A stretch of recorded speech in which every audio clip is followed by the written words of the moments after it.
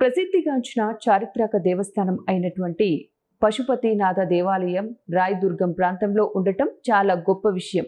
అయితే ఈ దేవస్థానం పదే పదే గుప్త నిధుల వేటగాళ్ల చేతిలో ధ్వంసం కాబడుతూ ఉండటం అత్యంత బాధాకరం. ఈ దేవస్థానంపై గుప్త నిధుల వేటగాళ్లు పదే పదే తవ్వకాలతో శిథిలం చేస్తున్నా కూడా అటు ప్రభుత్వం కానీ ఇటు పోలీసులు కానీ ఎటువంటి చర్యలు తీసుకోకుండా నిర్లక్ష్యంగా ఉన్నారని రాయదుర్గం ప్రాంత ప్రజలు భావిస్తున్నారు. దీనికి ఆస్కారం లేకుండా ప్రభుత్వం గాని పోలీసులు గాని గట్టి చర్యలు తీసుకుని ఆ దేవస్థానానికి గట్టి భద్రత ఏర్పాటు చేసి మరోసారి గుప్త నిధుల వేటలో ఆలయం ధ్వంసం కాకుండా చూడాలని విశ్వ హిందూ పరిషత్ రాయదుర్గం ప్రజల తరపున గట్టిగా డిమాండ్ చేస్తున్నామన్నారు. ఇది ఏషియాలోనే నంబర్ 2 దేవాలయం పశుపతినాథ దేవాలయం అని. చాలా బాగుంటుంది, కొండపైన ఉంటుంది, పురాతనమైనది. అయితే ఈ దేవాలయం పైన గుప్త నిధుల వేటగాళ్ళు పదే పదే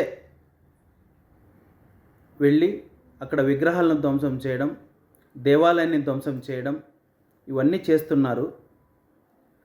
అయితే పోలీసులు కానీ ప్రభుత్వం కానీ ఈ దేవాలయాన్ని సరిగ్గా పట్టించుకోకుండా గాలికి వదిలేయడం జరిగింది అని ఈ రాయదుర్గం ప్రజలు చాలా బాధపడుతున్నారు. తీవ్ర మానసిక క్షోభకు గురవుతున్నారు. దేవాలయం పైన పదే పదే ఇలా దాడి చేస్తున్నా కూడా పోలీసుల పర్యవేక్షణ కరువైంది. ప్రభుత్వం యొక్క బాధ్యత కనపడడం లేదు. దీనిపైన ఇలాంటి చర్యలు పదే పదే పునరావృతం అవుతున్నా కూడా ఎలాంటి చర్యలు తీసుకోకుండా ఉన్నందువల్లే ఈ గుప్త నిధుల వేటగాళ్ళు భయం లేకుండా ఈ దేవాలయం పైన పదే పదే దాడి చేసి అక్కడ చారిత్రక విగ్రహాలను ధ్వంసం చేయడం, గోడలను ధ్వంసం చేయడం, అక్కడ కట్టిన కట్టలు, రకరకాల నిర్మాణాలను ధ్వంసం చేస్తున్నారు. దీనిని అరికట్టాల్సిన అవసరం ఉంది.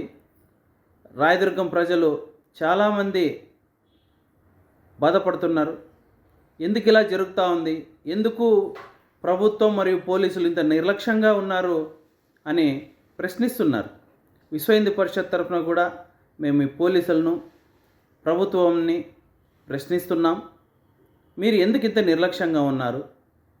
ఎందుకు ఈ దేవాలయం పైన ఇంత ఘన చరిత్ర గల దేవాలయం పైన ప్రతిసారి గుప్త నిధుల వేట పేరుతో దాడి జరుగుతున్నా కూడా ఎందుకు